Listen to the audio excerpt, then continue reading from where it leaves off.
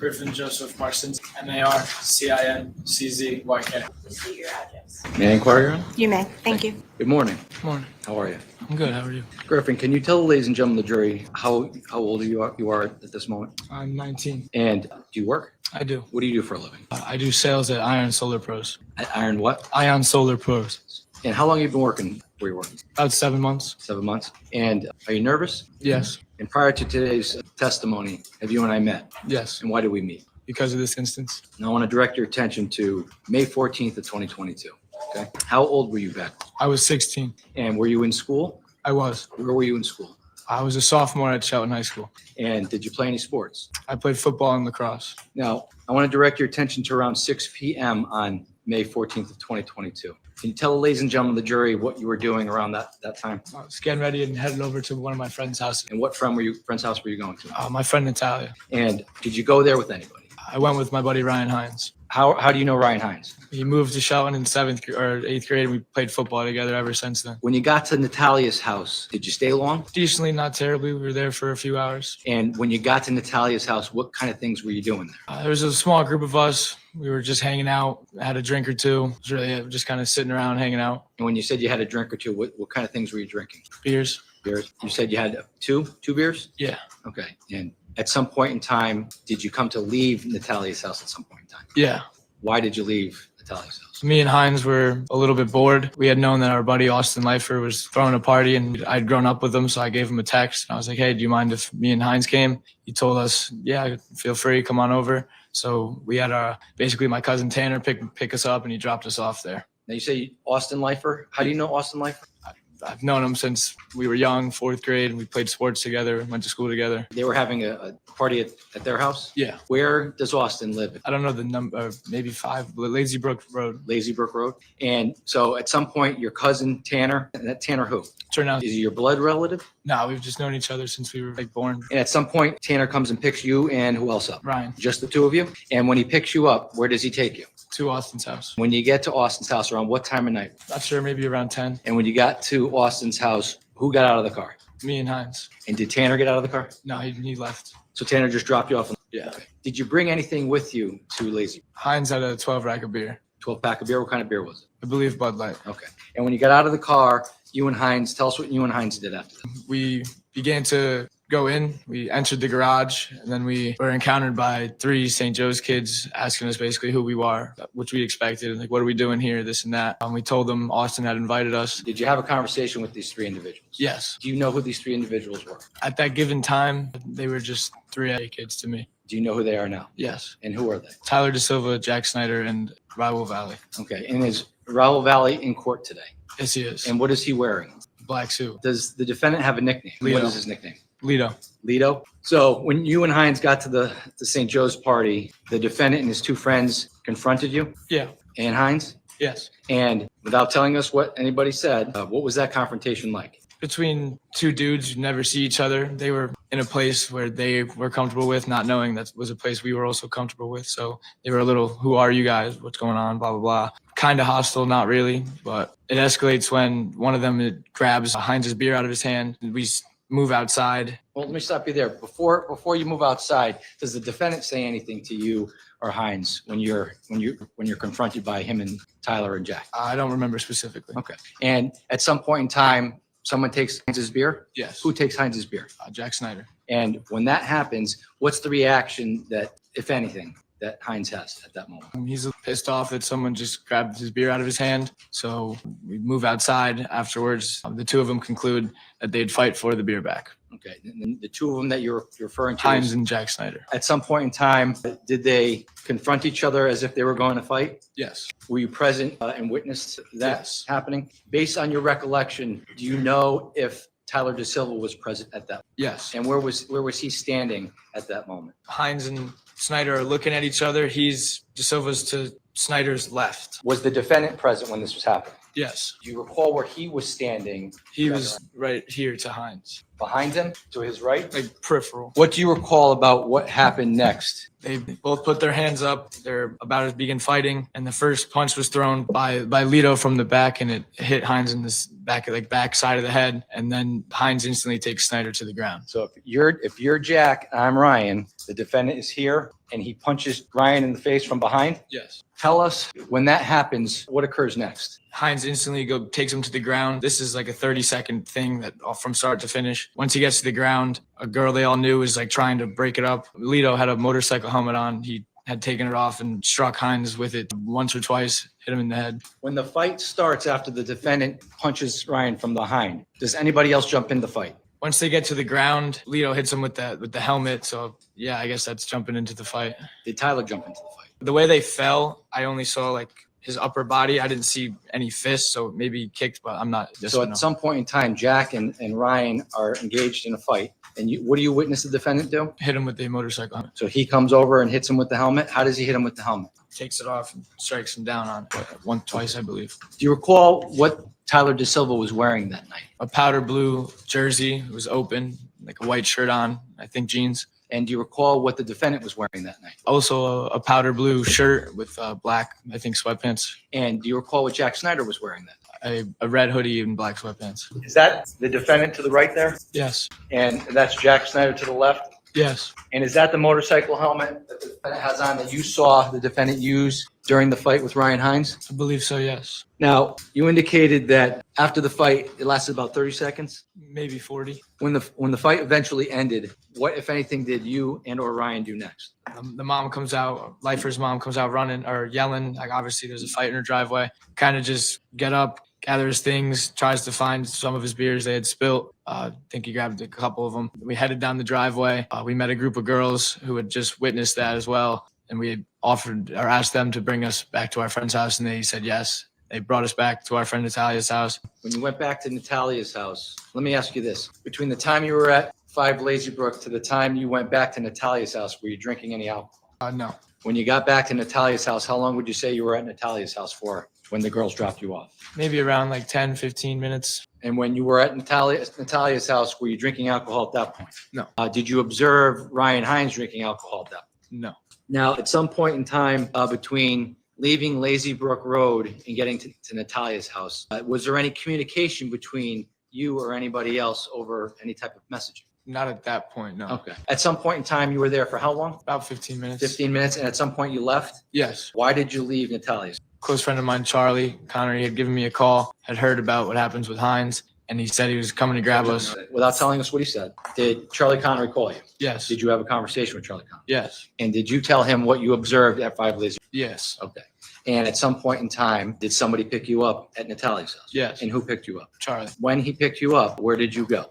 To Tyler Rich's house. Now, between the time you left Natalia's house, the time you got to Tyler Rich's house, were there any communications between you and your Shelton friends and the St. Joe's kids? Yeah, some had begun. Can you please describe to the ladies and gentlemen of the jury what that was without telling us what people said?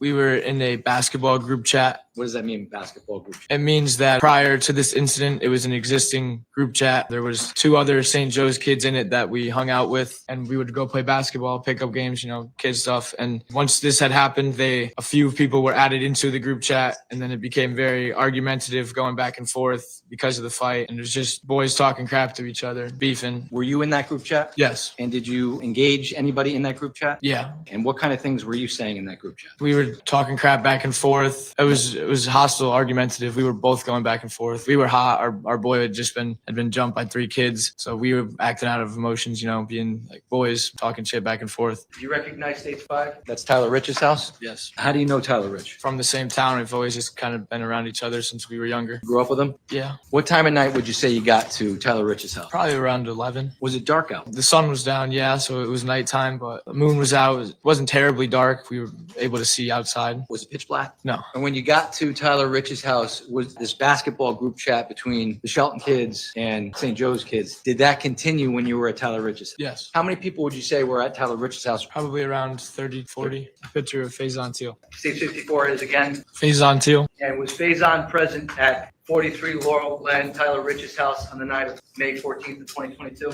Yes. And how do you know Faison Teal? I played football with him in high school. Showing you 55 What's the picture of again? A picture of Tommy Connery. And was Tommy Connery present at Tyler Rich's house on May 14th of 2022? Yes, he was. Tommy Connery, it's Charlie's older brother. I've known their family for some time. Are you friends with Tommy or Charlie Moore? I was friends with Charlie. He's a year older than me, so that made me be friends with Tommy as well. What is 56 again? Picture of Ryan Hines. it was Ryan Hines. Is that the same Ryan Hines you mentioned that was with you at Lazy Brook earlier in the night? Yes. How do you know Ryan Hines? Once he moved to Shelton, we were kind of just boys from sports. What kind of sports? Football. Can you tell the ladies and gentlemen, the jury, who 57 is? Jimmy McGrath. It was Jimmy McGrath at 43 Laurel Glen, Tyler Rich's house when you went there that night. Yes. How do you know Jimmy McGrath? When I first switched over to public schools in third grade, I met him on the bus. Are you familiar with an Enrico Fiola or Ricky Fiola? Yes. How are you familiar with him? Played sports with him. I've known him since probably sixth grade. And was he present at 43 Laurel Glen on the night of May 14th of 2022? Yes. Are you familiar with Sal Perry? Yes. And how are you familiar with Sal Perry? Our families are friends. And was he present at 43 Laurel Glen on the night of May 14th of 2022? Yes. Are you familiar with Mike Samperi? Yes. And how are you familiar with Mike Samperi? I grew up with him as well. And was he present at Tyler Rich's house on May 14th of 2022? Yes. Are you familiar with an Alex Bernstein? Yes. How are you familiar with Alex Bernstein? He's Tanner's friend. That's how I met him. And was he present at Tyler Rich's house on the night of May 14th of 2022? Yes. How about Charlie Connery? Was Charlie Connery present at Tyler Rich's house on the night of May 14th Yes. of 2022? And how about Jacob Villalobos? Are you familiar with Jacob Villalobos? Yeah. And how are you familiar with Jacob? He was my captain. Captain for what? Football. And was he present at 43 Laurel Glen Yes. on May 14th of 2022? How about Matt Lockovich? Are you familiar with a Matt Lockovich? Yes, I am. And how are you familiar with him? He was also my football captain. And was he present at Tyler Rich's house on the night of May 14th of 2022? Yes. Now, when you got to Tyler Rich's house at around 11 p.m., you said there were about 30 kids there? Yeah. What kind of things were going on when you got to Tyler Rich's house on May 14th of 2022?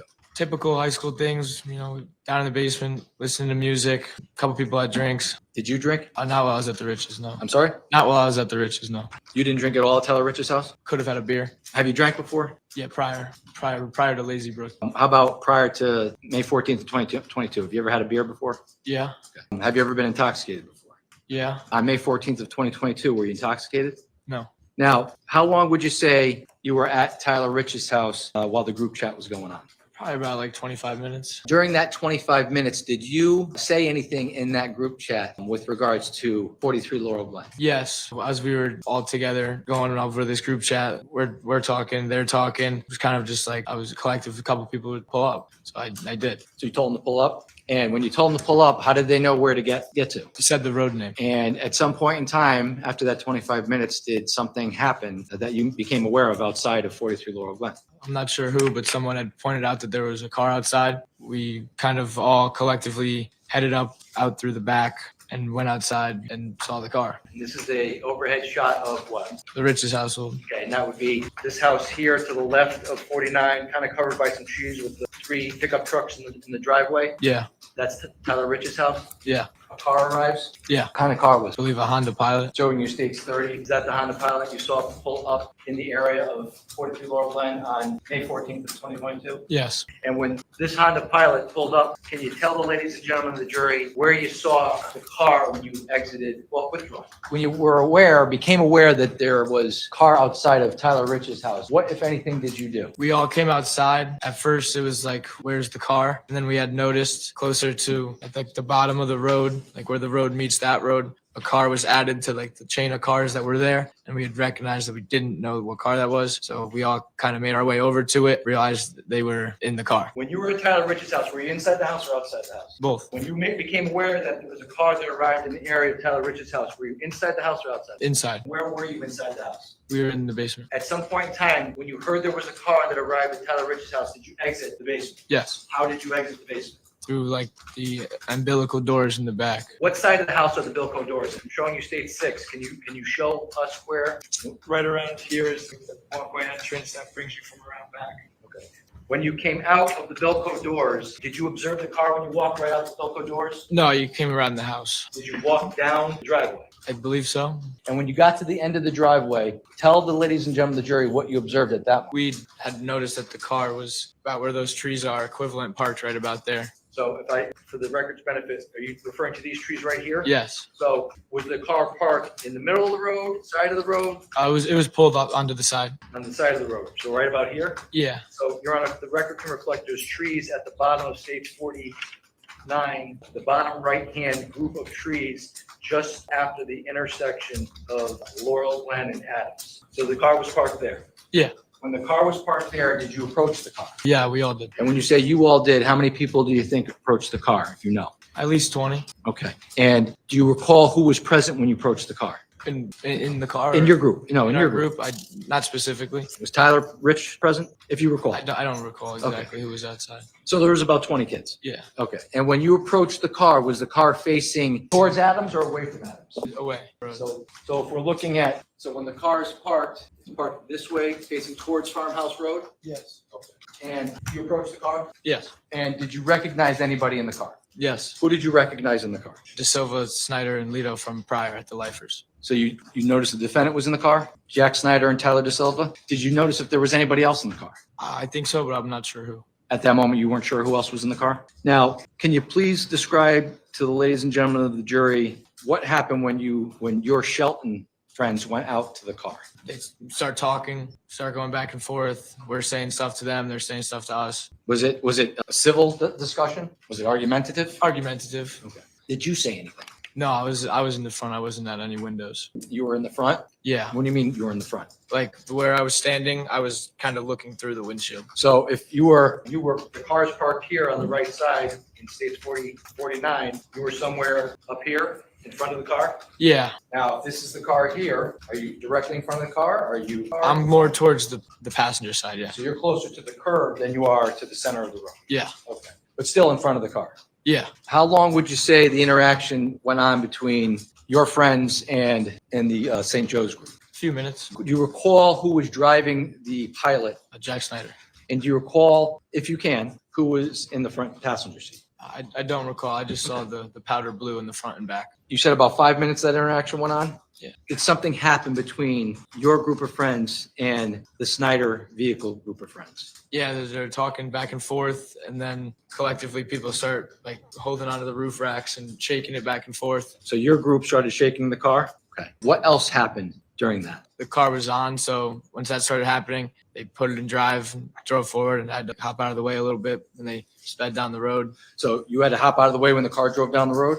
Yeah, How was it being operated, if you recall? speeding, I Okay. guess. And when you say it went down the road, it took off towards Farmhouse? Yes. Okay. And when it took off down the road towards Farmhouse, what, if anything, did you observe? What happens after they drive away is they continue to drive back and forth from the Rich's house, like up and down the road. So they're driving in State 49 up and back down Laurel Glen? Yeah, I'm not exactly positive if they hit a U-turn or If you see it's like a square, so I don't really remember if they drove the square or if they just busted a U-turn and came back and forth. But they came Yeah, back and they forth. crossed the house multiple times. yeah. Okay. And when they crossed the house multiple times, what, if anything, did you observe people from the car doing? They were throwing things at us. We were throwing things at them. What kind of things were they throwing at you? I believe there was a WD-40 can, like a water jug of some sort.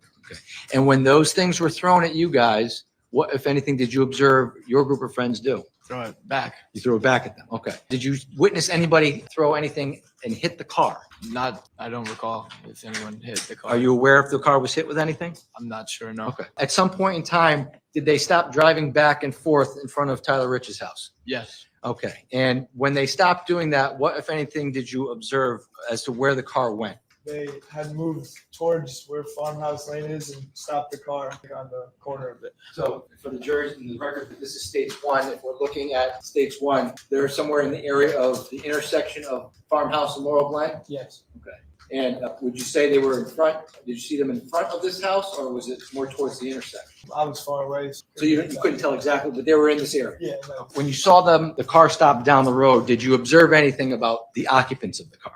I think two of them had gotten out. Could you see who got out of the car? No, I could not see specifically. When you noticed those individuals get out of the car, what, if anything, did you observe next? Two of my friends, maybe more, Ricky and Tyler, began walking down to go speak with them. And when you say Ricky, you mean Ricky Fiola? Yes. And when you say Tyler, you mean Tyler Rich? Yes. Okay. And they went down the road. Did you see them go down all the way down the road? I saw them when they got pretty close, and then I had headed back inside. Did you observe Tyler Rich or Ricky Fiola do anything when they were going down the road? No. Did you hear anything as to, not what people said, but did you hear anything, argument or anything down the road from where you were? No. And you say that at that some point in time, you went back into the house? Yeah. And when you went back into the house, how did you enter Tyler's house? Same way I left, through the Okay, basement door. Before you get back into the house, can you show me on stage 49 where you were standing when the car finally went down the road? Yeah, I kind of like around the mailbox, like poked out in the road a little bit, just saw the boys walking down there. My finger's pointed in the road here, just in front of the mailbox, 49. Is that about where you were standing? Yeah, in that general area. Okay.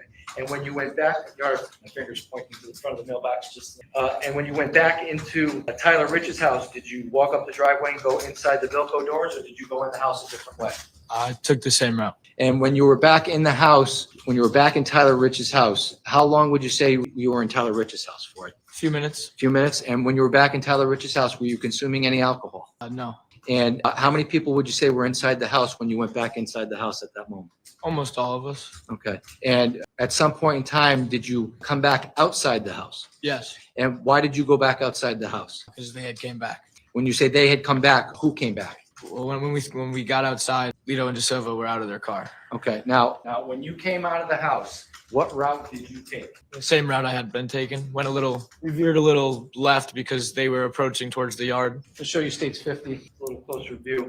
When you came out of Tyler Rich's house, you came out this side of the house where the Bilko doors were? Yeah. And I'm pointing to the area just in front of, there's an opening between some trees in the house just in front of the truck here, right? Yep. Okay. And when you came out of the house, what route did you take? Kind Can you of, describe it. kind of like exactly where that blue truck is, and then went cut towards the grass. So did you come down to the left side of the blue truck and go out to the right this way over to the cement block area? Or did you go out of the side of the house and take a right in front of the blue truck past the black truck and come down we'll call it the driver's side of the black truck? I mean, the blue truck wasn't there at the Right, time, so we this- kind of, just walked down like exactly where it is and then like bended into the grass.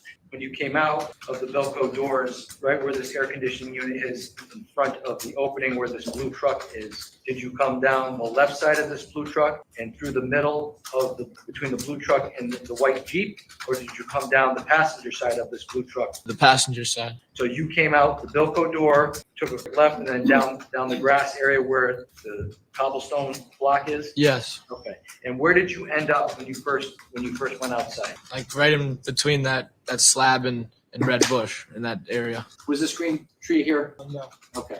And when you came down, can you point to area in States 52 where you came, where you stood? In this general vicinity. Okay, so in the record reflect just above the area of this square cement, looks like possibly a septic cap thing here and the red bush. All right, so noted, thank you. And when you stood there, what was the lighting like? I think there might have been a light on from the driveway, slightly illuminating. It was dim lit. Moon was out. It wasn't terribly dark. You were able to see. Did anybody have flashlights? Yeah, What were they using to illuminate what was going on? phone flashlights. Okay. And when you got outside, tell the ladies and gentlemen of the jury what you observed initially when you got to that area. So when we get outside, the cars pulls up facing Towards Adams. kind of like, Do you know where it's parked in that picture, 52? It's like, the car would be right here. This would be the car. So can the record reflect that the car is parked in 52 to the right lower area would appear to be the middle of the road? Carl noted, thank you. Cordell noted, thank you. So when the car was parked there, tell me what you observed. Lito and DeSilva hop out of the car, start approaching the property. Obviously, there's arguments going back and forth. How were they approaching the property? Can you recall how they were approaching the property? They were just, or like if I was like how I saw them. Yeah. From my view, the one on the right was DeSilva. Lito was on the left, so on Tyler's right. So if I'm standing in that area where you pointed out in 52 between the red bush and what looks like to be the septic cap, we'll call it that. You see Tyler DeSilva to your right and Lito to your left, the defendant? Yeah. Okay. Was there anybody else with them? The driver, but they were just alone out of the vehicle. And when you observed Tyler and the defendant get out of the car, how many people from your group outside? Majority. Do you recall if there was, not what people said, but do you recall if there was a verbal interaction between anybody from your group and the defendant and or Tyler DeSilva? Yeah, there was stuff being said back and forth. What kind of things, not what they said, but what was the manner in which the things were being said? Argumentative. Okay. And was your group being argumentative? Both parts. So the defendant and Tyler DeSilva were being argumentative back? Yeah. Did it look like they were trying to be peaceful? No, but neither did we. And so can you tell on States 52 where approximately you observed Tyler DeSilva was as opposed to where the defendant was? This would be probably about De Silva. Lito would be about right here. And when there was an interaction between your group and the defendant and Mr. DeSilva, where did that interaction, that verbal interaction take place? As they were walking up, a little bit on the grass as well. A little bit on the grass just past the curb area? Who was talking to, not what was said, who was talking to Tyler DeSilva or arguing with Tyler DeSilva at that moment? Do you recall? A couple of people was arguing with him. He was also said some words towards both of them. Everyone was kind of talking. So Tyler Rich was talking to Tyler DeSilva? At one point, Do you recall anybody else from your friend group talking to Tyler DeSilva? not specifically. How far apart were Tyler DeSilva and the defendant? They weren't terribly far apart. Maybe a couple feet, 5 to 8. Do you recall, was anybody having a discussion or near the defendant at this moment? Hines was near the area. Ryan Hines was near the defendant? My buddy Ty Wood was confronting him. How do you know Ty Wood? Known him my whole life. My sister and his brother were friends. We played sports together. And obviously he was at the party that night as Yeah. well. Who else, if anybody, do you recall being near the defendant at that moment? I'm not sure of anyone else. But from what you recall Ty Wood and Ryan Hines? Yes. Okay. And how was the defendant's demeanor with regards to your friends Ryan Hines and Ty Wood? They were both ready. Just like ready to fight. How long would you say there was this verbal altercation going on back and forth on May 14th of 2022? Not very long. When you say not very long, Minute or two. okay. And after a minute or two, did something happen? Yes. Can you please describe to the ladies and gentlemen of the jury what you observed happen? Ty and Lito had been arguing. It looked like Lito was about to swing on Ty, so Rich stepped in front and struck Lito. So Tyler Rich punched the defendant in the face. Yes. And when Tyler Rich punched the defendant in the face, what happened next? Well, the fight begins, and his whole interactions, or Lito's whole interactions, kind of get out of my view from the crowd of people that are all just in front of me. So I can't really see him. But then I see De Silva, and he starts getting into it. And then him and Rich actually end up in like a wrestling match, basically in the lawn. Who do you recall being in the area of Tyler Rich and Tyler DeSilva's fight? Locke, Villalobos, Alex Bernstein was in the area. When you say Locke, you mean Matt Matt Locke Locke, yeah. and Tyler Rich? Yeah. And Jacob Villalobos? Who else? Do you recall anybody else? Not specifically, no. And when you were observing the fight between Tyler DeSilva and Tyler Rich, did you have an idea? Were you aware of what was going on with the defendant? No. Okay. I knew he was in a fight. I could see it, but I couldn't see specifics. Do you recall how many people he was in a fight with? No. Did you have any weapons on you that night? No. Did you see Tyler Rich with any weapons on him that night? No. Did you see Ty Wood with any weapons on him that night? No. Did you see Ryan Hines with any weapons on him that night? No. Did you see Jacob Villalobos with any weapons on him that night? No. Did you see Matt Lockovich with any weapons on him that night? No. Did you see Sal Perry with any weapons on him that night? How about Mike Sampieri? Did he have any weapons on him that night? Not to my knowledge. How about Charlie Connery? Did he have any weapons on him that night? How about Tommy Connery? Did he have any weapons on him that night? No. How about Faison Teal? Did you see any weapons on him? No. Did you see Jimmy during the fight? Not during the fight. Not No. during the fight. Do you know if he had any weapons on him? He did not. So when the fight's going on, you lose sight of what the defendant's doing and you kind of focus on Tyler Rich and Tyler DeSilva. How long would you say you were, did you move at any point in time from where you were during that fight? I might have creeped about where that tree is, maybe right on the cement. Just watching. So you were in that general I area? stayed in that area mainly.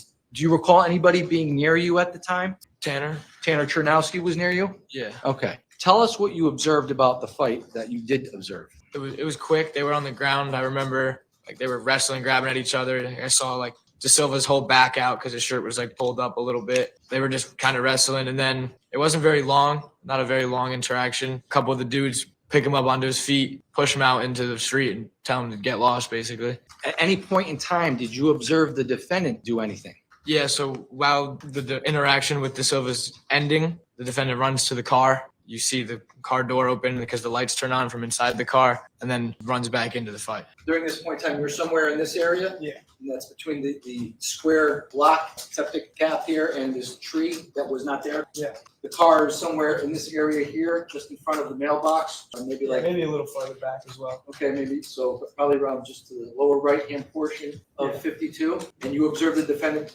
run to the car? Yes. And when you observe him run to the car, what does he do? He runs back to the fight. And when he runs back into the fight, where did you observe where Tyler Hill was?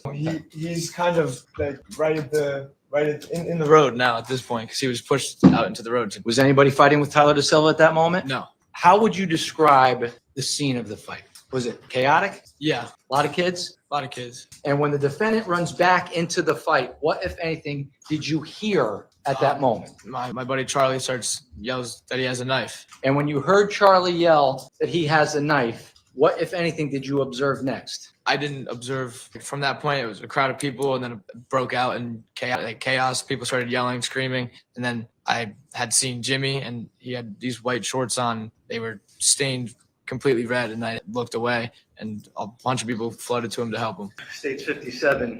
Is that the outfit you were Jimmy wearing the night of May 14th of 2022 with the white shorts? Yes, When the defendant came back into the fight, did you observe a knife on him at that point? I couldn't. I still had no eyes. I saw once he ran back from the car, I lost sight of him because of the crowd. Okay, when you say there were a crowd, were there people in front of you where you were standing between the tree and that cement square in 52? Not many. majority was more into the grass, which is where he was, and I was like, That's why I had the view I had of the car and the fight. And once he ran back towards the curb, he was not in my vision anymore. Do you recall where Jimmy was at this moment? Did you see Jimmy? I had known he was on the Far side of the interaction. Okay.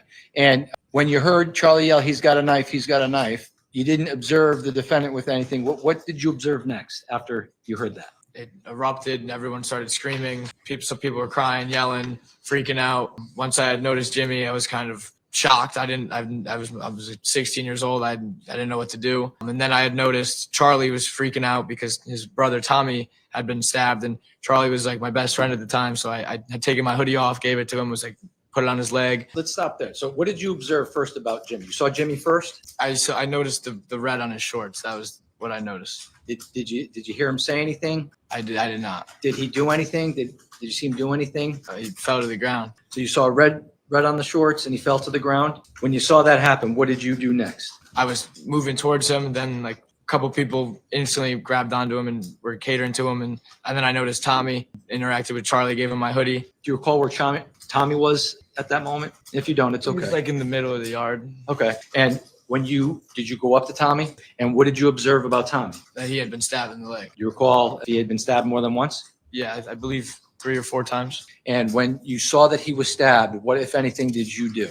I had taken my hoodie off. I gave it to Charlie first and told him to give it to Tommy to And wrap when, his leg. and when that happened, what did you do next? I ran back inside to look for anything, towels, water. While I was like searching for things, I believe I was with Tanner. We had noticed Hines was sitting, and I was like, what are you doing, dude? And he said he was catching his breath, and he was hunched over with his hand on his left side holding it. And then he moved his hand, and we had noticed that he was bleeding, and we took him out. We were like, dude, like, come on, you got to get in the ambulance. You got to go. And then it kind of just all, once everyone started getting treated, it was all just like a blur. Where was Ryan stabbed? He was stabbed once, like right beneath his armpit, and like the lower, I don't even know what this area is, your lower side, and then right above his butt. Okay. And do you recall where Tommy was stabbed? In his thigh. Do you recall if anybody else had been stabbed that night? Faison had been cut in the arm, and obviously Jimmy. Now, when you went inside to help Ryan, at some point in time, did you come back outside with towels and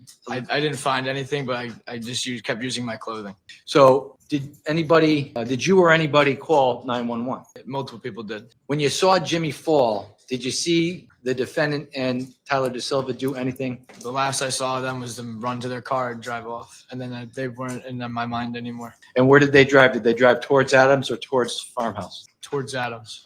When 911 was called, how long would you say it was between the time the end of the fight took place and the time the first responders arrived? Do you recall? I don't recall specifically. I remember it taking a decent amount of time because a lot of people were complaining that the ambulance wasn't there fast enough And while we were there. when you were waiting for the first responders to arrive to the scene, were you doing anything at that moment? Were you rendering aid to anybody? Not at that point. Once they came, they made us all back up. They took over, obviously, took care of everything. And at that point, I finally answered my mom because throughout the whole interaction, she was blowing up my phone from hearing the sirens all driving by. And I finally, answered her, talked to her. Okay. And at some point in time, did your parents arrive at 43 Laurel Glen? I don't recall if they picked me up or not. At some point in time, first responders arrived, police, paramedics. Do you recall whether or not you talked to any police officers that night? I believe I did. And after that night, do you recall whether or not you met with police officers again in connection to this case? I did. Morning, Mr. Marcinzik. So you were telling us a little bit about your relationship to some of these folks, as well as what you witnessed on the 14th into the morning of the 15th, right? And you were telling us that the evening began, you were getting ready to go over to Ms. Sidzik's house, correct? That was about 6 o'clock? Maybe a little later. Okay. And that involved some drinking as far as getting ready to go over there? While we were there, yeah. While you were at Ridzik's house? Yeah, the initial time. Okay. What about beforehand when you were getting ready to go over there? Did that involve No. any drinking? No. Any other substance use? No. You told us that once you got to Ridzik's house, you had a drink, maybe 2 beers, maybe 3, maybe 4. No, because I didn't have that many. Wasn't able to get anything for that night really, so I didn't have much. So I was just kind of. Well, you were there with Ryan Hines, correct? Yes. And he had a 12-pack of beer. He did. You didn't have any of those beers. No, I don't believe he gave me any. Is it possible? I don't think so. Possible? Sustained. Because when we showed up to the lifers, he had. So your recollection is that it was 2 beers that you had at Ridzik's house. Mhm. Nothing else to drink there. No. Ryan didn't share any of his beers with you. No. And at some point, you went over to the Lifers' house, correct? Yes. And that was 5 Lazy Brook Road. Yes. And you knew that they were having a party there, correct? Yes. Where you expected that there would be more drinking going on, correct? Potentially. Well, when you arrived there, you knew that your friend, Mr. Lifer, was drunk to the point of being ill, correct? I had found that out from them when I had arrived. Because you didn't see him because he was in the back throwing up, correct? I didn't see him because I wasn't allowed into the property by the defendant and his friends. And you were driven to 5 Lazy Brook Road by a person named Tanner Chernowski, correct? Yes. And you described Tanner Chernowski as your cousin, correct? Yeah. Not by blood, but essentially we've been family friends since we were young. So he's not your blood cousin No. or relative, but you consider him so close as to be, you call him a Yes. cousin. Yes. Now, when you got there, you mentioned that there were some kids from St. Joe's at that party, correct? Yeah. It was a St. Joe's party. was Often a St. attendance. Yes. So most of the kids there were from St. Joe's, correct? Yes. You were not from St. Joe's, No, I was not. nor was Ryan Hines, correct? No. Nor was Tanner Chernowski. No. And there were 4 kids there, but you from St. Joe's that you noticed, but only 3 of them who you could identify, correct? Yeah. And that was Jack Snyder, correct? Tyler De Silva, correct? And Raul Valley, correct? You knew them to be St. Joe's kids, right? Yes. And you said that Mr. Hines had brought a 12-pack of beer with him, Yes. and that you began to go into the garage, correct? Yes. Could you see what was going on in the garage? Yeah. The garage doors were open. And there was a party going on in the garage, right? They were inside, so they were really the only ones in the garage. Maybe a couple other stragglers outside, but the party was in the house. Nothing going on that you could see inside, like beer pong or any games? No, being door played? was shut. And the way it's set up, you can't see into the house. And you didn't know at that time who Jack Snyder, Tyler De Silva, or Raul Valley were, is that correct? Not fully. I had known Snyder and De Silva just like through football, not like personally knew them, but I've heard the name before. Okay. So at that point, when you saw them, you couldn't say what their names were. Is that No. fair to say? And at some point, you said that Jack Snyder went to grab Ryan Hines' beer, correct? He did grab Ryan Hines' beer. He grabs Ryan Hines' beer, and then you said the defendant didn't say anything, correct? Not to my recollection. I don't recall what everyone was saying. And that he was peripheral to Mr. Hines and Mr. Snyder, correct? Yes. And at some point, Mr. Hines and Mr. Snyder squared off, right? Yeah. As though they were going to have a fist fight or some sort of physical Yeah, they altercation. agreed to fight over the beer. Okay. When you say they agreed to fight over the beer, were there any adults present at this point, or was this just students? Witnessing this, no. I think maybe a parent or two. Both of them were home, but I know his mom was home. You claim that the first punch was thrown by the defendant Yes. and that he punched Ryan Hines in the face from behind, Yes. correct? And you said that Hines then took Snyder to the ground. Yes. Now, you've described and you saw a photograph of Mr. Valley wearing a helmet, correct? And he was also wearing some sort of a neck pillow. Did you see that? Outside, I'm not too exactly sure if he had it on still or not. It was a black pillow or a dark colored pillow. It was nighttime. I don't recall exactly if he was wearing the neck pillow. And that was Austin Lifer, your friend. That was his father's motorcycle I helmet, correct? believe so, yeah. And at some point after they began fighting, you said that Mr. Hines was getting the better of Mr. Snyder, correct? I'd say he was brought him to the ground. He was on top of him. And at that point, you said that the defendant tackled Ryan Hines, correct? No, removed his helmet and struck him. That's what you told us now. You gave a statement to the police officers on May 15th of 2022, correct? Yeah, You went there with your parents at about 2 o'clock down to the PD to give a statement. sounds about right. And you told them at that time that the defendant tackled Ryan and punched him, correct? They might have taken that incorrectly because Hines is the only person that tackled anyone. He took him to the ground. I watched him tackle him, and no So one you- else went to the ground either. So you didn't tell them that that the defendant tackled Ryan and punched him? If they marked me as saying that, then on paper I did, but I recall Hines tackling. And you told us here and you told them then that the defendant took off his helmet and swung it at Mr. Hines, correct? Yeah, he struck him with it. He took that helmet physically off of his head and swung it and struck Mr. Hines. Yes, he hit Hines with it. And then Mr. De Silva jumped in afterwards, correct? Yeah, he didn't contribute much to it, but yeah, He began punching and kicking Ryan Hines on the ground, correct? yeah. That's your recollection. That's what you're certain He- of today. Yeah, he wasn't very much so involved. He was the last one to enter in, and by then it got broken up pretty fast. And you were prevented from helping because this fourth unknown person was holding you back, right? I wasn't sort of say be held back because we were initially watching because they agreed to fight one-on-one, and that was agreed upon both. They were fine with it. The second they get active, like things happened, and then the girl hops in. I'm off to the side. I had no clue who I was standing with, and we were talking about it, and he was like, "Don't get involved." He was telling me not to because he was like, "You're in that. Like, there's 3 of them." There were adults at this house, you think? What do you like? Parents? Yes. His mom was home. Yeah. You were aware of that? I wasn't until she came outside when the fight got broken up. But so you claim that these two agreed to fight Mr. Snyder and Mr. Hines, and Yeah. you decided you were just going to watch the thing. They said they were running one-on-one fight. Hines, it's not allowed to be said, but he said they agreed upon ones. You didn't make any efforts to notify any parents inside the house that this was going on out in their driveway. I didn't know they were in the driveway or in the house. Sorry, You said the fight lasted a short time, maybe as much as 30 to 40 seconds. as much as 40. Nothing like. And afterwards, Mr. Leifer's mother came outside and asked you to leave, correct? Yeah, which we were more than fine with doing. And she gave the beers back to Mr. Hines, correct? I didn't exactly see if she picked them up or if she handed them to him. She could have. And at that point, you got a ride back to Ms. Ridsick's house, Natalia Ridsick's house, correct? Yes, Who gave you that ride? I do not know her name. We had been walking down the driveway. We had met a group of girls and they had witnessed what happened. And we offered, "You guys mind bringing us home?" And they had no problem with it. You don't recall who that was. I do not recall their names. And you told us that you weren't doing any drinking on the way back to Ms. Ridsick, right? No, I didn't have anything. Once I had gotten to Austin's, I had no alcohol. You didn't have any of Mr. Hines's beers that he had No. just gotten back. No, he lost majority of them in that yard, so he was not in the mood to be giving them out. And you immediately called your friends, Thomas and Charlie Connery, right? No, I believe Charlie called me. And you told them about what had occurred there at the 5 Lazybrook house, right? Yeah, And everybody on your side, and this is the Shelton High kids at this point that we're Yeah. talking about, right? yeah, Those are your friends, are mainly Shelton High kids. yeah. And you let them know about the fight that had just happened at 5 Lazybrook Road. Yep. You were upset, right? Yeah, we were a little pissed off. We were like, "What the hell?" That was. A little pissed off. Yeah, we weren't fuming, acting out of rage, doing anything stupid, but we were like, that was stupid. Like we were just pissed. Okay. And you told us that there was a basketball group chat that some of the kids started, correct?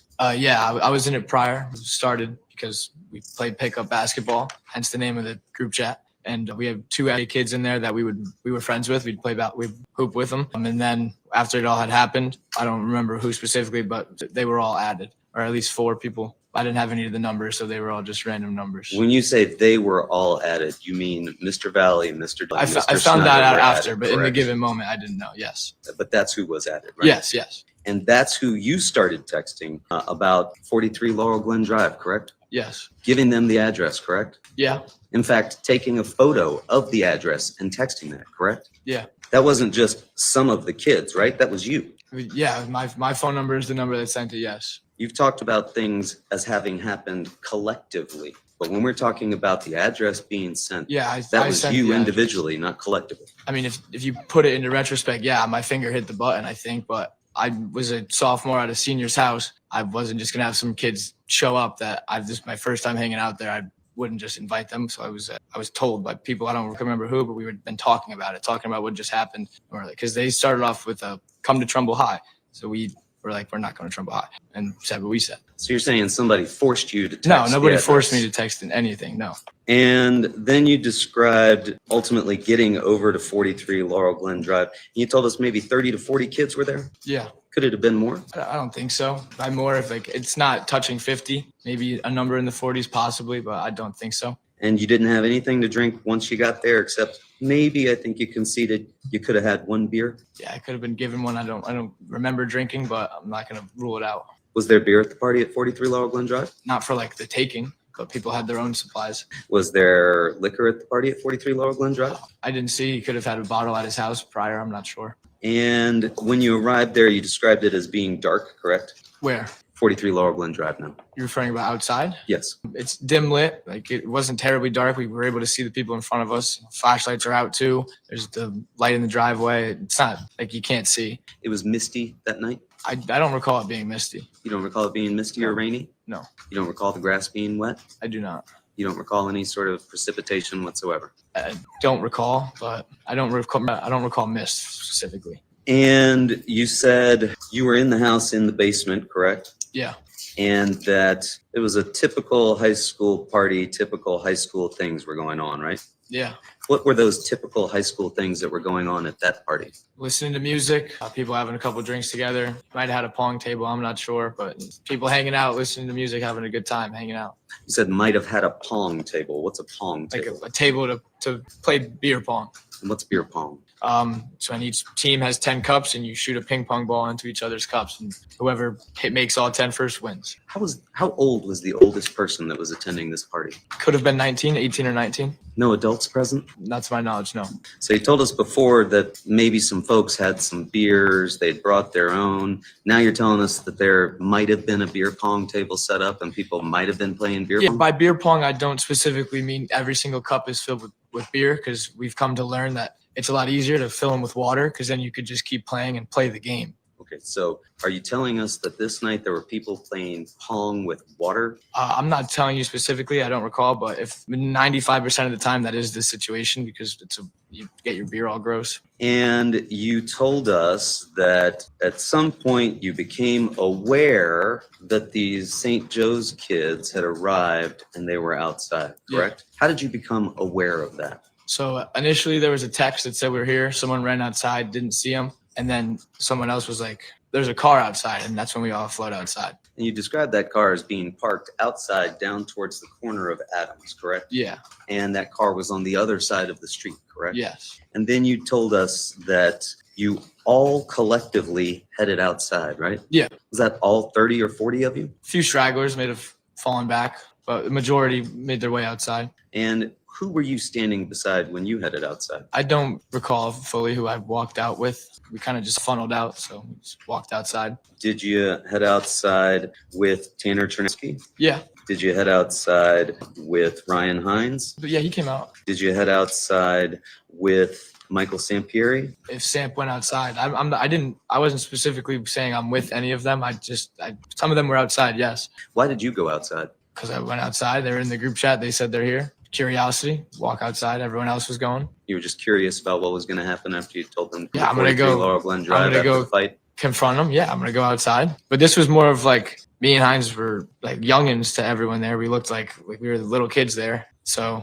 they were kind of taking control. It was more like they were all known. The defendants and his friends have known some of the people that were at the Rich's house. And then when everybody gets outside, you've told us about them going up to the Honda Pilot, correct? Mm-hmm. And you said that at this point they all surrounded the Honda Pilot, right? Yeah. And they were touching the Honda Pilot, right? I'm looking from the front. I don't know if they eventually did, but when they began rocking it, yes. Began rocking the car. Yeah. You were shown a picture of the Honda Pilot, correct? Yes, we were. You were shown this picture. Is that the Honda Pilot that you recall seeing? Yes, it is. That looks like the Honda Pilot that you saw. Yeah. You agree that's the same vehicle?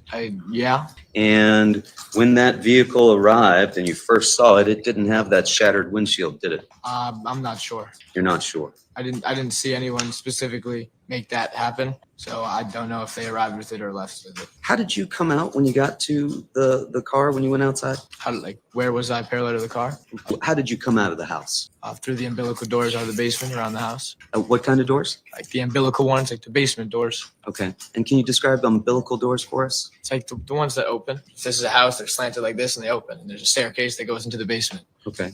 And then you came out and you described for us how you walked down the pathway. Yes. And where did you go? If you want to use the exhibit behind you, you went beside the square cement. That's the second time when they come back. The first Okay. time initially, we all come down the driveway. Oh, you all came down Yeah, the we all driveway. walked down. I don't know specifically the driveway, but we all walked out to the car. So you remember that? You remember how you got out of the house? Yes. You don't remember whether or not that windshield was shattered beforehand. I wasn't paying attention to if their car was beat up or not. You were standing right at the front by the passenger side, right? Yeah, I wasn't on the car. I was a few feet back. I was looking through the windshield, but I don't remember if there was a crack there or not. Which Looking at the side people. of the windshield would you say that defect is in? The passenger side. The side you were standing closest to? Yeah. You didn't notice whether Well, or not it was shattered. I wasn't looking for shattered glass, and you probably can't really tell it's cracked either when it's nighttime. You know, it's got a light on it with a flashlight taking a picture of it, so it reflects back a little bit. I didn't recognize if there was a crack or not. I see. You did notice, however, that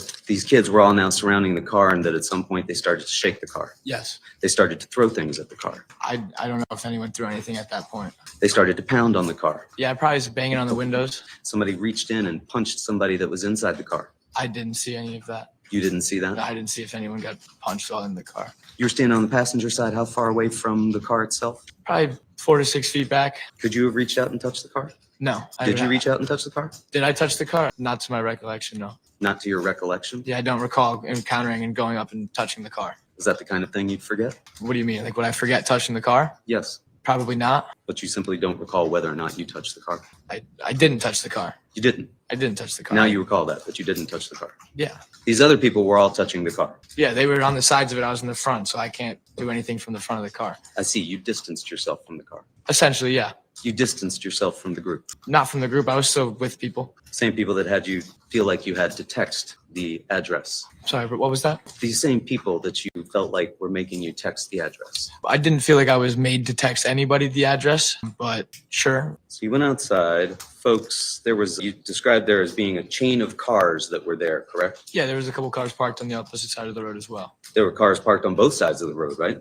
Yes, but significantly more on the other side. Significantly more cars were parked Yeah, on the there other was- side There of might the have road. been one or two car parked near the mailbox, but there was on the other side. It was lined up with at least like 4 to 6 of them. So the chain of cars were there. Were you standing between I the was- pilot and another car? They weren't too close to the other car because they were able to put it in drive and drive forward while turning left. So they were slacked back a little bit, but essentially, yeah, I was technically between two cars.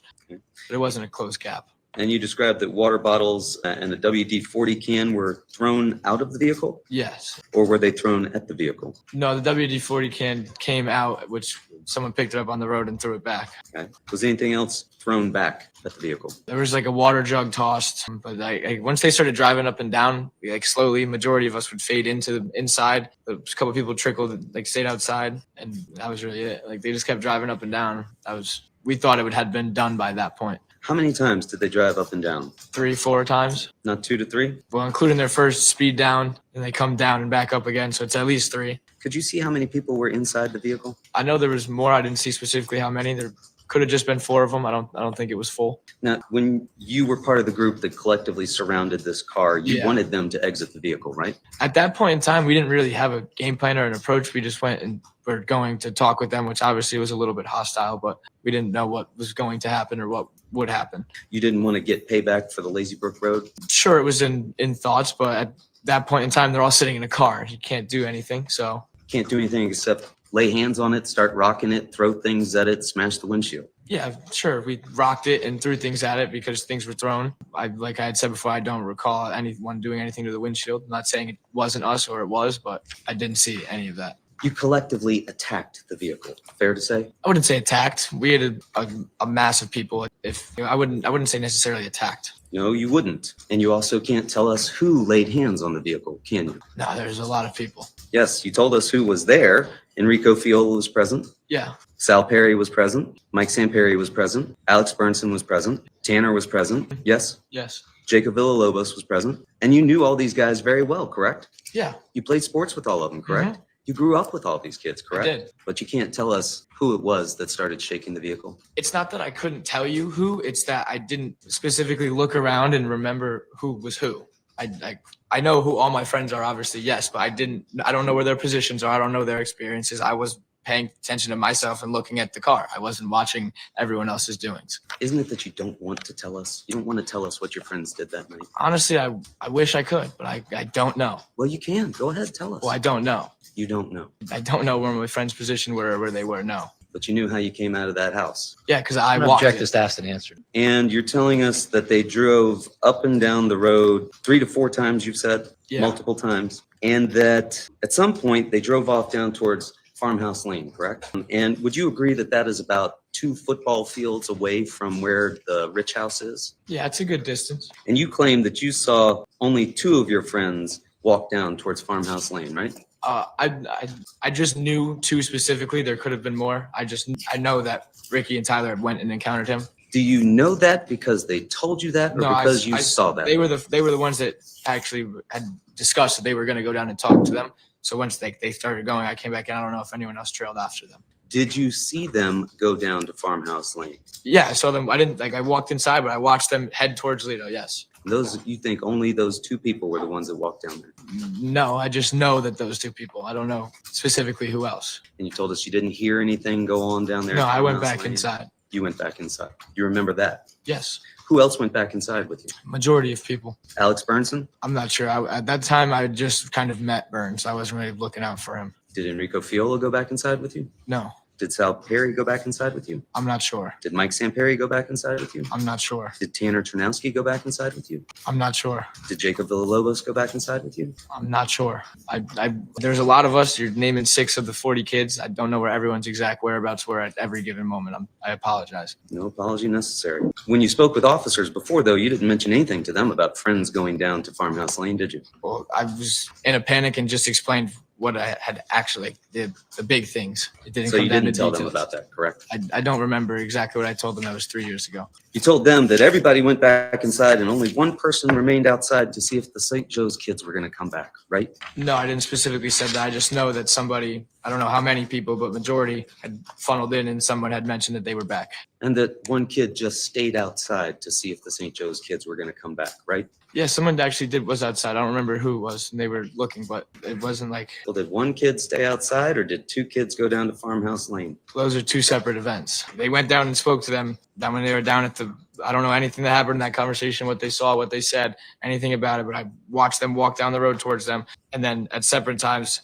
we all funneled back inside. Someone was outside still. I don't know if they were looking for them, but someone was still outside. And then they had mentioned that they had came back. Who was that? It was someone just yelled like they're back and everyone was like, what? And all funneled out the back doors. And in fact, you continued texting throughout this time period, didn't you? I think the texting died down a lot once they had fully arrived. There was a couple texts sent. Yeah, There were a couple of texts sent or you sent texts, Mr. Marcinsic? multiple people sent texts. I included, yes. You sent texts, Yeah, correct? I sent texts. They sent texts. Multiple people sent texts. In fact, you snapped a photograph of Mr. Snyder's car sitting outside and texted that with a caption on it, taunting them, didn't you? Yeah. This was after they had shown up and driven away, correct? No, that's as they just showed up. I took that picture first thing. Also, you took that picture before you went outside. No, I took that picture outside when they had arrived. And you said, sitting ducks, OD, very scared, right? Yes. And then you asked, how's your car, pussy? Full. That's crazy, right? Mm-hmm. And that was after you'd gotten out? It's after they had driven up and down. That's after they'd driven up and Or down the driven street. up. You're continuing to text them at that point, right? I believe so. Are you still feeling pressure to do that from other people? I never felt any pressure in the first place to be texting them. Okay. You didn't feel pressure before when you sent the LGD, 43 LGD? No, there wasn't pressure to do that. It was dudes being dudes talking. Just dudes talking? I mean, yeah, we were expecting to fight, not any of this. You were expecting to fight. once we had told them to come, yeah, I don't think we're gonna have them come, and like, there'd be no point of having them come. Yeah, Did you say 43 Laurel Glen Drive, 30 to 40 dudes here? I don't exactly recall, but if I did, then yeah. You didn't mention those texts, however, when you were talking with the police, right? I don't recall. I don't think so. I don't know that it wasn't asked. Once I was asked about them, I told them about them. Yeah. Oh, once you were asked about them, you told them that they Well, existed, but before that, you didn't think that was important to share with them? Not really. It was argumentative. It's a lot of just hearsay nonsense back and forth between the two of us. Yes, I told them where to go, but that doesn't invite anything that happened on that night. Mr. Mersenzik, you didn't tell the cops about that because you thought it might get you in trouble, didn't you? I don't know exactly what my thoughts were when I was 16. I could have been scared. I'm not sure. You didn't think maybe you'd get in trouble for luring somebody over and then getting into a fight? I mean, you said it yourself. I said the address with how many people. I wouldn't necessarily call that luring. They knew what they were getting themselves into. Sir, what I said was you texted them the address, but you didn't say 30 to 40 dudes here, did you? That's what you said. That's not what I said, sir. Is Well, that I what you said- said? I need to be looking at the same text you're looking at. I don't remember text I sent 3 years ago. At some point, you described there was a second encounter when the car came back, correct? Yeah. And you were inside when the car returned? Yeah, when I had gotten outside, the car was already parked in the street. I'm talking about the second encounter when the car comes back, as you've described, and the fight occurs out on the lawn. Okay? Yes, like the fight. Yes, when everyone gets outside, the car's already parked, and the two of them are making their way towards the yard. How did you know that the car was already outside? There was a bunch of us there. They had said that the car had returned. Did you see the car outside? Did I see it return? Yes. Like, did I watch it come to a complete stop and return? No, I did not. Where were you when the car I returned? was inside. You were inside the house? Yes. And so you came to learn that the car had returned because somebody, It was just, we were all together. It was known. Yes. did you just see people start to funnel outside, or did you hear somebody say, hey, the car's here? Both. Both of those things Yeah. occurred. Car's here. We funneled outside. And you didn't think, guys, we should stay inside right now. There's really no need to go outside the house if the car's back. No, obviously not. I should have. It's a more mature way to look at it. Yeah. But I was 16 and immature and walked outside to go watch a fight. Go watch a fight. Yeah. Because at that point, no one was really involved. Like, the people arguing were the people arguing now. So at some point, you get back outside into the yard. You see Tyler DeSilva out there. Yes. You see Raul Valley out there, Yes. and you see Jack Snyder out there. Jack Snyder was driving. Jack Snyder was driving is what you told us here today, but when you spoke with the cops, you said all three of them got out of the vehicle. Did you not? I don't recall if I said that back then. Like, I might have misconstrued it a little bit. All three of them were there, but Jack remained in the vehicle. And you did tell the officers that all three of the parties were out of the vehicle with the doors open, correct? I mean, at one point, all doors were open on the vehicle. You said everyone exited the house and approached the three parties on the lawn, correct? Yeah. Three parties, Yeah. Snyder and Valley, correct? Yeah, I said that in the moment. I don't know why I said that, honestly, but probably didn't assume two dudes would hop out and fight everyone. I thought maybe he was out of the car. I didn't see him somewhere, but then I Well- noticed him in the car once they got in and instantly drove off. And in fact, when you got out, you saw Tyler Rich and Tyler DeSilva talking, correct? Yeah, there were words. Were they fighting at that point? No. And to your knowledge, did Mr. DeSilva and Mr. Rich know each other? I can't speak. I want to say they did, but I'm not sure. And you said that they began exchanging words, correct? Yeah. And at this point, how many people from the party, the Shelton kids, were out there in the lawn? Majority of us. 30 to 40? Probably 30. Not all kids were outside, and I know kids that stayed inside. Who were you standing beside? I was kind of near the vicinity of Tanner. I wasn't really like up with everyone, like, or with anybody specifically. Like, I was just kind of observing. What was Tanner doing? At the time, Tanner was observing, and then he pulled out his phone and eventually recorded. Tanner was filming this? Eventually, once the fight broke out, yeah, he took a video. Was he the only person filming? I'm not sure, but at least to my knowledge, yes. You were standing over by where Mr. DeSilva was on the ground being attacked, correct? Yeah, well, him and Rich were wrestling on the ground, yes. It wasn't just Mr. DeSilva and Mr. Rich that were going at it by themselves, was it? Honestly, they were like, them two were the main ones. They were on the ground with each other. It's not like no one else was with Tyler on the ground, or Tyler Rich I'm referring to. Like, no one else was helping him on the ground. But it was mainly just them two kind of going back and forth on the ground. Just the two of them. Everybody was standing back to the side, letting them go at it. I'm not going to speak of for people or specifics. Or like, I'm sure he caught a shot or two from somebody else, but like, it was mainly like, I remember seeing him on the ground. Rich had his shirt pulled up. Silva's whole back was out. I remember seeing it. Rich was on the ground. Silva was on top of him, but Rich kind of had him in like a chokehold kind of thing, but like not really. Just like holding him down so we couldn't like get on top of him. And you had such a good view of that because somebody was using their phone to live stream that and the flashlight was on, wasn't it? There was flashlights on, yeah. And somebody was live streaming that whole thing, weren't they? Live streaming? Yes, sir. I don't think anybody was live streaming this. You don't think anybody was I live have no streaming this? I have no knowledge of anyone live streaming this You think event. somebody just pulled out their phone and turned on the flashlight and was holding it up to show the fight going on? Are you confusing a video for a live stream? Because a live stream is lively streamed and a video is not live streamed. It's a like, do you understand what I'm saying? I appreciate the distinction, sir. I'm not confused. So you are asking about a live stream? No, I don't. To my knowledge, no one recorded a live stream. No. Not to your knowledge. Yeah, I don't know anything. I've never heard once of a live stream. But you would agree that somebody had their phone out, it was open, and at least it had the flashlight on, correct? Yeah. And that was shining on Mr. De Silva and the fight that was going on there, correct? Yes. You saw that. Yes. You were close to that.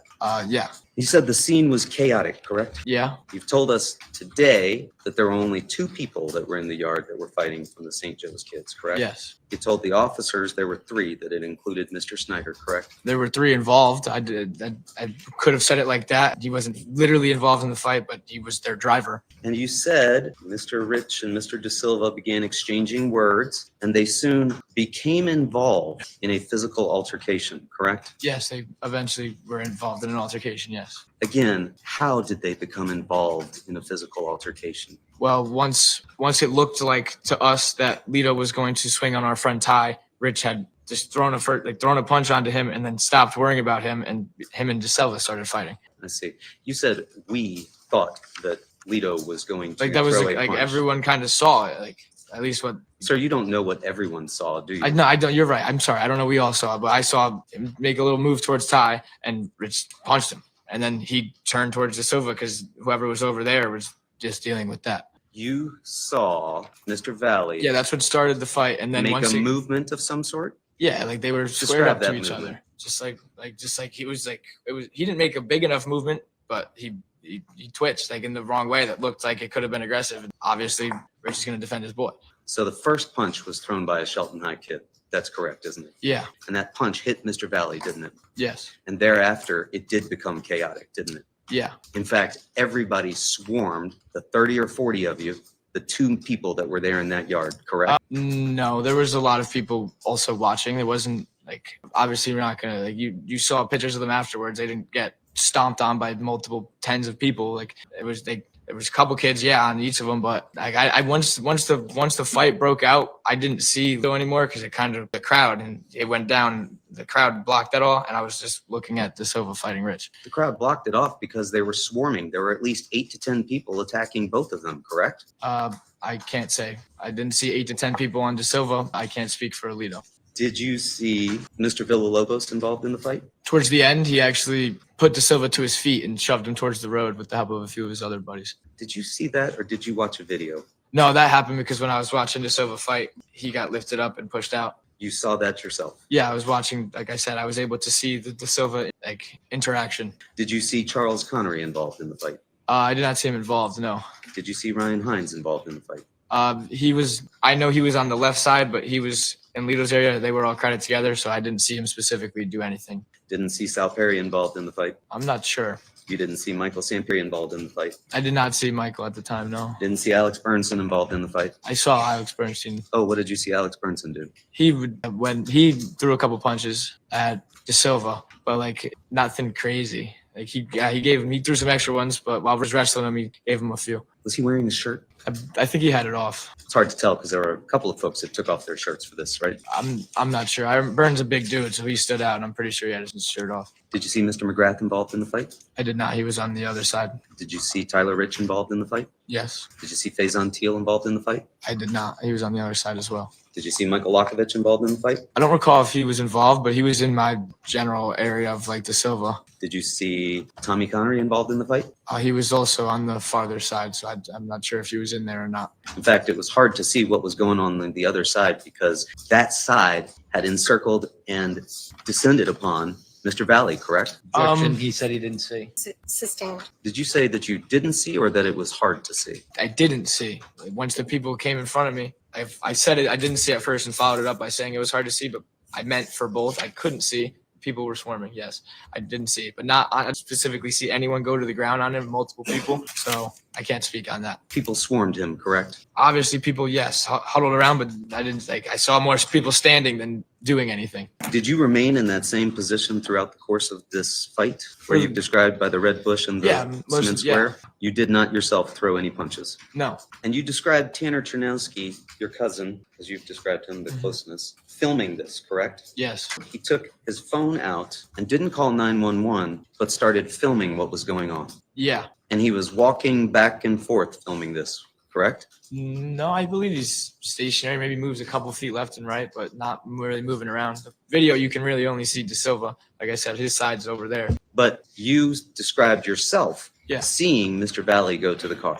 Yeah, because the car was. Like I said, it's more in that the area it is. They're fighting back more up. So when he runs out of his area, he's now kind of behind. Like from my view, he runs behind where De Silva is, and you see the car door open. I watch him open the car door, and then the light turns on. We all a couple of us put our attention over there, which Tanner also noticed, and then he runs back. And you saw that. Yeah, once he runs back, I lost him again because he ran out of my view. And you described Mr. Chernowski taking a video of this, correct? Yes. You've watched that video, have you not? Yeah, I've been shown it. When was the first time you saw that video? I'm not sure, honestly. I think the first time I saw it was when I was shown it Who showed it to you? by the detectives, because Tanner didn't send that video anywhere, and he told everyone he deleted it the night of, but he kept it and gave it to the cops. He didn't show it to you? No, I had not. That night, I wasn't worried about watching a video. Cops showed that to you. That's your testimony? I believe so. I don't have any prior knowledge of the video. And you told us that you didn't see anyone get stabbed with a knife, correct? And I didn't directly watch a knife enter somebody. No. In fact, you didn't see a knife at any point. Is that No. fair to say? Yes. You were watching both of these fights going on, but your attention was divided, fair to say? Yeah, and once it became divided, it mainly focused just onto De Silva's fight. And you'd had at least 2 or 3 beers, Yeah, in the span of those 4 hours. and you Or were early 16 in at the the night. time? Yes, I was. And you told the officers that Snyder, De Silva, and Valley back into the Pilot and drove off towards Adams. Yeah, well, they were all into the car and they drove off. And you told us you'd been friends with Mr. McGrath, correct? Yeah, And that you'd known him since you were very young, correct? correct. And would you describe him as a cousin the same way you described Mr. Chernowski? No, because once we went to high school, obviously he went to prep. We grew apart a little bit, but it was still always love when we saw each other. You would describe him as somebody who was the toughest kid you know, right? Yeah, on the field, he was an animal. And that he wouldn't back down from anyone, right? No, You would describe him as somebody who, if he saw his friends being in a fight, he would go out and join it, correct? depending on the situation. If he saw his boys winning, probably not. If he saw his boys winning, probably not. Yeah, like he wouldn't just jump into a fight to fight. But if he saw someone punching his boys, he'd probably hop in. Objection is to probably. Sustained. Mr. Marcinzik, at some point you also engaged in doing an identification of folks that were there with the officers, correct? Yes, And you identified Mr. Valley as having been there. yes. You also identified another person as having been involved, correct? Tyler De Silva? Anybody else? Not sure. When you were telling State's Attorney Durso about watching this fight go on in the yard, you described De Silva as being in a wrestling match, right? Yeah, like they were on the ground, like together, Rich and De Silva. So I would call that grappling with each other. Just Rich and De Silva involved in a wrestling match by themselves. Well, they were the main two on the ground. Like, yeah, you obviously caught a couple of strays. There's plenty of people, but I don't know from who. What do you mean by caught a couple strays? Like, they're on the ground. Someone's going to just throw a sneaky punch or throw a sneaky kick. Like, just exactly like what they did to Hines at Lazy Brook. Well, and you described Mr. Lakovich as being in the area, correct? Yeah, Villalobos was in the area, correct? Yeah. Burnson was in the area, correct? Correct? yes. Sorry, you have to, Sorry. for the record. But they weren't just in the area, were they? I mean, I know Byrne was throwing some punches, yes, but I don't recall exactly if Locke and Villa were fully in there like that. Would you agree that you are very clear on the facts about how you came in and out of the house and where you stood? Yeah, Would you agree that you are less clear about who threw punches and who was involved? I would, yes, with the fight aspect. Would you agree that all of the Shelton High kids were friends of yours? I mean, yeah, they've all known each other. You don't want to see any of them get in trouble, do you? No, but they necessarily couldn't really get in any trouble at this point in time, so I wouldn't be doing them a favor. You continued to text even after the fight had ended, correct? I believe I had sent some texts once because my phone was being nonstop lit up with calls, and I pulled out my phone to look at them, and I had noticed a text from them first. So I responded. I think I remember what they were as well. Oh, what were they? The final text was it. I received a text that said, "Let me know how surgery goes," and I responded out of childness. I was like, "Bro, look at your face. You'll probably never get a girl." Not really knowing the severity, just throwing something, but that's why I responded, because I read that text. You responded to Mr. Snyder, correct? Yes. Mr. Snyder said something about surgery, correct? Yes. And you responded something about look at your face. Yeah. I didn't know whose number that was, so I just it was a random number to me, so assumed it was maybe one of the people fighting, since he's sitting, like, I don't know. I didn't know. I didn't know who it was at the time. You told us when the swarm occurred on Mr. Valley, you couldn't see Mr. Valley anymore at that point, correct? Couldn't really point anyone out in specific. You didn't see him again until you saw him Even in the into the car, road. correct? And then when he came back onto the lawn again, you lost sight of him again at that point, correct? I had lost sight of him, and the only thing that I had heard was Charlie Connery scream twice that he had a knife. You lost sight of him because that group swarmed him again, correct? No, he came back into it. He had all will to leave and brought himself back into it. That's your opinion, sir? I don't know. I watched him wailing. Like, no one pulled him back in from that car. He ran to their car and came straight back in. And you couldn't see him because all of your Shelton High friends were blocking your view, correct? Yeah, I wasn't the tallest 3 years ago. So I feel your pain. You could be unable to see them because they were taller and they were also forming a circle, were they not? honestly, a circle probably would have made it easier for me to see him if they fully surrounded him, because majority of the people, it was like a wall. So I couldn't see him. Could you see Mr. McGrath at that point? No, I wasn't. I didn't. Maybe I saw him. I didn't notice it was Jimmy at the time. No, Could you see Michael Samperi? I don't know exactly where Michael was. No, Could you see Michael Lakovich? he was around me. Yeah, Could you see Jacob Villalobos? yeah. He pushed Tyler into the road. I think Locke might have helped with that too. Could you see them at the time that you could no longer see Mr. Valley? Like, once they split, was I able to see Locke and Lobos? Yeah, I wasn't focused on them. Like, I never really took screenshots in my mind of all the people that were around and everything. I know who was there, but I don't know the specifics of who was where, when, and where, and how. This was a chaotic scene, right? Yeah. You heard a lot of people screaming, right? Yes. In fact, before you heard Charlie Connery screaming about a knife, you heard other people screaming other things, right? Not necessarily, because Charlie yelling he has a knife was significantly louder, and like everyone heard Charlie yell that. You didn't hear anything being said when Tyler De Silva was being attacked? No, at least I don't recall. Like, it was scuffling and shit talk. I don't remember exactly everything that was said. Thank you, nothing further. I want to direct your attention to your testimony on cross-examination when counsel asked you about this group chat that was going on. Early on in the group chat, you had mentioned on cross that there was a comment about going to Trumbull High School. Was that sent by anybody from your group? No. Was that sent by somebody from the St. Joe's group? Yes. Do you know who sent that? No. What was your understanding of the request to come to Trumbull High School? Why? To go fight there. And did anybody from your group go to Trumbull High School? No. And the back and forth in this group chat, you indicated it was argumentative. Do you know the subject of why there was this back and forth between you and your friends and the St. Joe's group? Was that over what had happened at Lazy Brook? Yes. Now, when counsel asked you about, you went outside when the car initially drove up to the house at the beginning, and you said that you went outside because you were curious. Yeah. What did you mean by that? Like, we had no idea what's going to happen. Like, we're going to go outside. We're going to see what's going on. It might have been a lack of better term. I used curious there, but we just all head outside. I think there's people here. We knew what was going on prior. In your mind, did you expect to fight at the house? It was a thought. I didn't know if it was exactly going to happen. It could have been settled. I don't know, but some sort of interaction. Yeah. And in your mind, if there was going to be an altercation at Tyler Rich's house, would it have been a fist fight? Yeah.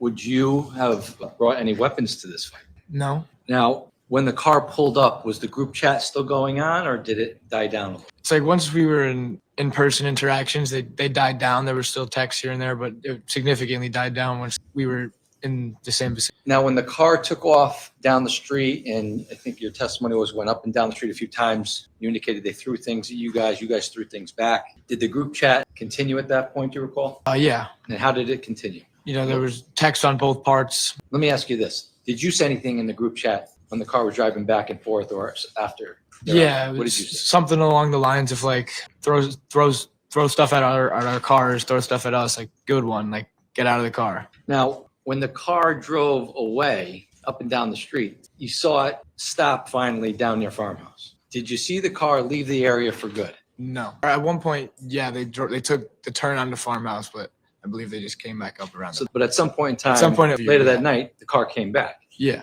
Was there any talk about back and forth on your part about having the car come back, let's fight? Or had that? I don't believe so, no. Now, when the car finally returned, you went outside to watch. Yeah. And why did you do that? Because they said that they were here, that like, they were actually here this time. They were coming. So we all went outside, and the older guys kind of took the reins and were like, what's up? At any point in time, did you tell them to leave prior to that final interaction on the front lawn of 43 Laurel Glen? Not in like a discreet upfront way, but there was definitely like get the F out of here, like leave, like, you know, just like a part of arguments. Like, you're sitting in your car, get the hell out of here. Just things like that. And when they returned on the front lawn, your expectation, you were going to what? See what on the front lawn potentially? A fight. And in your mind, a fight, did a fight include the use of weapons? No, Did any of your friends have weapons? no. Now, counsel indicated on cross-examination that you had told the police that there were 3 people that got out of the car that night. Can you explain what you meant by that? I don't directly recall the exact question I was asked for that response. I just know that there was 3 people involved, so maybe they took me involving the 3 as like all 3 were literally involved and were in the fight. But as you sit here today, do you know whether or not Jack Snyder was involved in? He was not involved in the fight. Do you know whether or not Tyler DeSilva was involved? He was involved in the fight. Do you know whether or not the defendant was involved? He was involved in the fight. And do you know whether or not Tyler DeSilva and the defendant were the only 2 individuals on that front lawn from that car? Yes. So they came back. Yes. And based on the nature of what was said during the interaction between Tyler Rich and Tyler DeSilva and the defendant and Ty Wood and Ryan Hines, was the tone of that conversation, not what they said, but was the tone peaceful? No. Now, you were asked about what you recall witnessing after the fight starts, and you indicated that you saw Tyler DeSilva on top of Tyler Rich. Yeah, at a point in time in the fight, and his head's kind of down to the side near Rich's head, and his like back is exposed. It's just kind of So he's on the ground. Yeah, Rich is on the ground, and DeSilva's on top of him, but like kind of Rich is kind of holding him down, like kind of curling him in a ball, I guess, on top of him. Okay, and so if I'm Tyler DeSilva, how is he on the ground? Like knees are on the ground, and then Rich was holding his upper So body. he's on the like- ground. So he's on the ground like this, and he's in the headlock. Yeah. So for all intents and purposes, what you witnessed during that fight was Tyler Rich was on his back. Yeah. And I know counsel asked you a little bit about what else you recall about that specific part of the fight. Do you recall seeing Alex Bernstein there? And what do you recall about his involvement in that part of the fight? He was a bystander at first, but we kind of all really met him that night. He was a friend of Tanner's that had came along because I guess he had heard about it all. But yeah, he got involved, but not for terribly long. He got in, threw a couple punches, and then it kind of stopped. It was And when not. you say he threw a couple punches, were they hard punches? I couldn't judge. They were body shots. I know that. Okay. And when you say body shots, do you recall where they landed? Probably around like this area On his back? on either side. Yeah. Okay. And do you recall if Michael Samperi was in the area? I don't recall Michael. Do you recall if Sal Perry was in the area? I don't remember seeing Sal. Do you recall Enrico Fiola in the area? He was in the area. Was he involved in the fight? I didn't personally witness him do anything.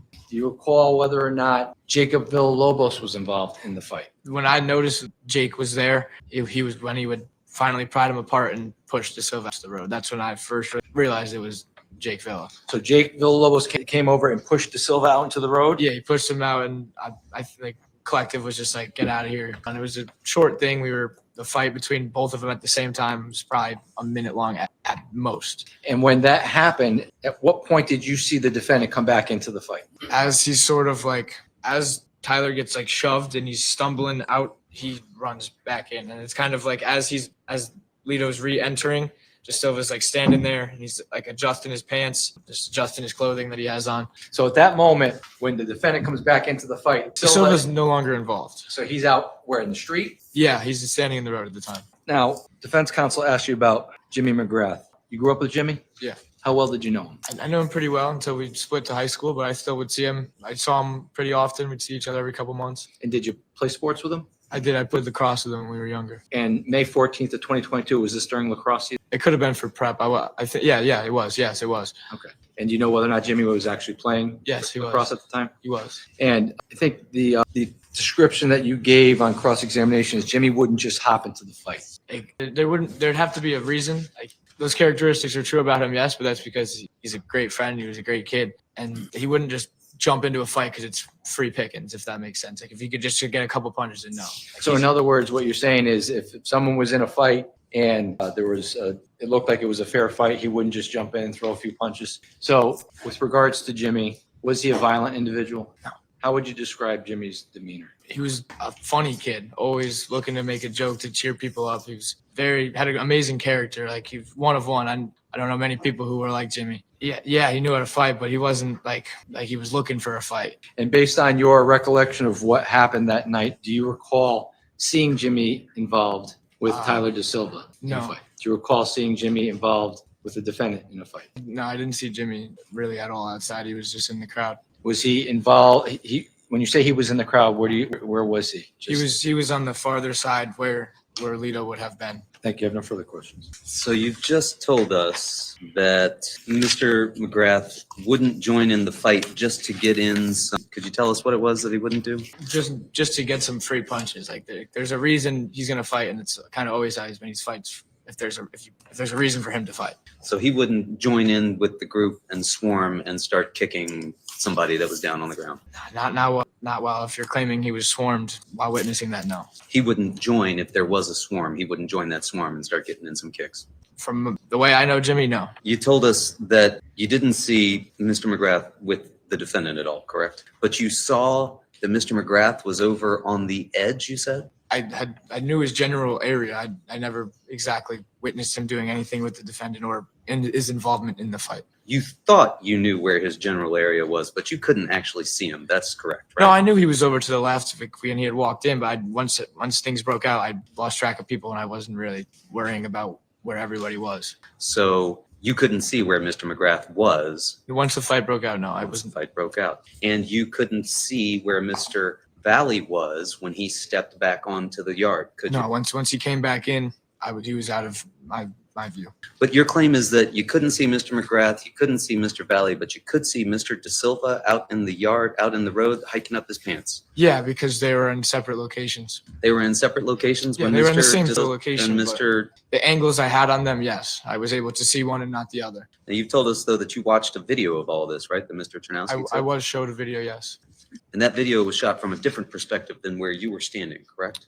Pretty similar. Were you standing beside Tanner Chernowski? Not directly, but I was near him, yeah. Was he standing over by the cement square and the red bush? Yeah, he was Closer to the fight. He was closer to like front row. How far away were you from Mr. Chernowski? Tanner's probably in at this picture to that right, which would be in front of the tree, and I'm, like I said, near the concrete in the bush. So a couple feet. It's not terrible. And you saw that video after you gave your original statement, correct? Yeah. How many times do you think you've watched that video? I think I've been shown it maybe 3 or 4 times. You've been shown it 3 or 4 times by somebody from the Yeah. state's attorney's office. Maybe 2 or 3 times.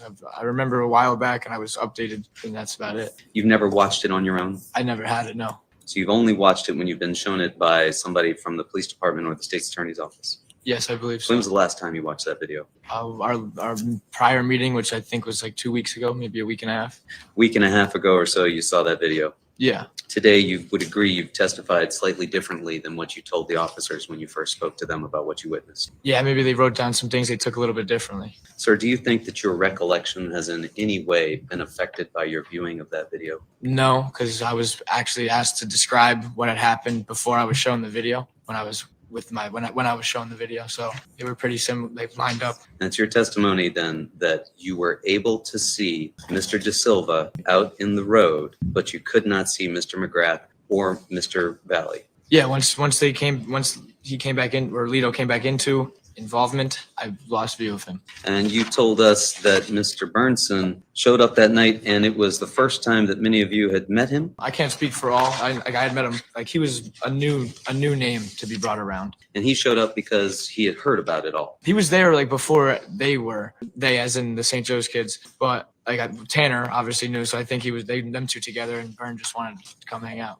So he'd been recruited to come there. Not necessarily recruited. It's not like we needed any assistance like that or anything like that. You already had 30 or 40 people there. Yeah, You told us you didn't go to Trumbull High, right? no. Why not? So I was in Shetland and I wasn't driving to a public high school to potentially fight somebody. Want to do that on your home turf? Not even home turf. It's just stupid to fight at a high school. It's surrounded in cameras. And also, yeah, like I think some of them are from Trumbull. I don't know, but that's like, we're not going out of our way to go to Trumbull High School. So you didn't want to go to Trumbull High School because there were cameras there, Yeah, like that's just reasons. Like it'd be stupid to go have a fight at a public location. not because you didn't want to have a fight, right? Yeah, and more so we didn't want to go to them. We had no real desire. You had 30 or 40 people there. Why not bring them there, right? Nah, wouldn't bring them there. Nothing further. Nothing from the state. All right, very good. All right, so you can step down, please.